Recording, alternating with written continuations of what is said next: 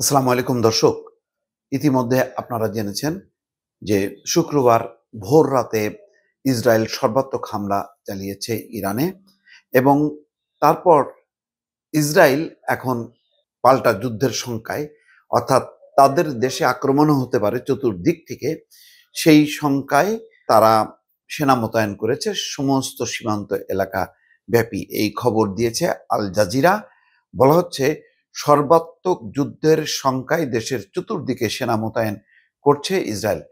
দর্শক, খবরের বিস্তারিত দিক এবং ছোট্ট বিশ্লেষণ আপনাদের সামনে হাজির করব।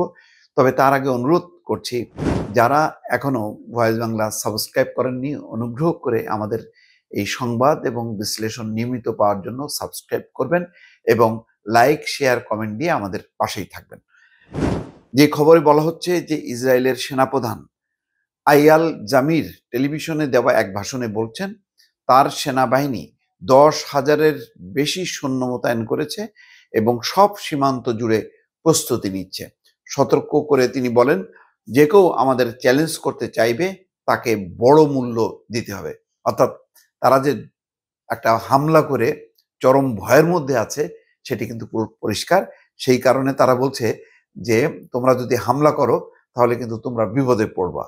অর্থাৎ ভয় পাইলে যা হয়, এখন ইসরায়েল রীতিমতো ভয় কম্পমান এবং তারা দেশ জুড়ে বিশেষ জরুরি অবস্থা ঘোষণা করেছে।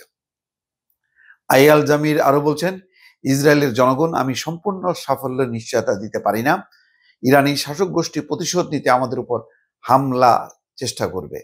এই হামলার সম্ভাব্য মূল্য আমাদের আগের অভিজ্ঞতা থেকে আলাদা হবে। আমরা এই অভিযানের প্রস্তুতি অনেক আগে থেকেই নিচ্ছি। বাস্তব এবং তাৎক্ষণিক হুমকির বিরুদ্ধে প্রস্তুতির জন্য সেনাবাহিনীর সব শাখা এবং বিভাগ মিলিয়ে নজিরবিহীন চেষ্টা চালানো হয়েছে, বলেন জমির।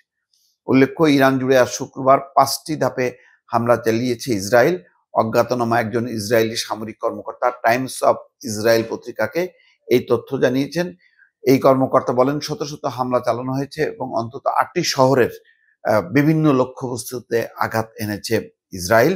ইরানের সংবাদ মাধ্যমগুলো বলছে তেহরান জুড়ে 6 থেকে 9টি বিস্ফোরণের শব্দ শোনা গেছে। হামলা হয়েছে আবাসিক ভবনেও। এদিকে ইরানের পারমাণবিক স্থাপনা সহ দেশটির বিভিন্ন স্থানে ইসরায়েলের প্রাণঘাতী হামলার কঠোর জবাব দেওয়ার অঙ্গীকার করেছে ইরান। ইরানের সশস্ত্র বাহিনীর জেনারেল স্টাফের মুখপাত্র আবুল ফজল শেখারচি বলেন যে আইনবাদী এই হামলার অবশ্যই জবাব দেবে ইরানি সশস্ত্র বাহিনী। মুখপাত্র বলেন, ইসরায়েলকে তার হামলা চড়া মূল্য দিতে হবে এবং ইরানের সশস্ত্র বাহিনীর কঠোর জবাবের জন্য প্রস্তুত থাকতে হবে। মোট কথা, এখন এই ঘটনার পর আর মানে কোনো পিছুটান বা কোনো সমঝোতা, কোনো আলোচনার আর আপাতত কোনো অবকাশ নেই। যুদ্ধের মধ্য দিয়েই এর একটি সমাধান বা এর একটি পরিসমাপ্তি ঘটবে। সেটি মধ্যপ্রাচ্যের জন্য, আরব বিশ্বের জন্য ভালো হতে পারে, খারাপও হতে পারে। কিন্তু ইসরায়েল যেভাবে তারা একযোগে আশেপাশে সমস্ত দেশগুলোতে ইয়েমেনে হামলা চালাচ্ছে, লেবাননে হামলা চালাচ্ছে, ফিলিস্তিন গাজা তো একদম তছনছ করেছে। ইরানে এর আগে এক দফা হামলা করেছে, তার পাল্টা জবাব দিয়েছিল ইরান।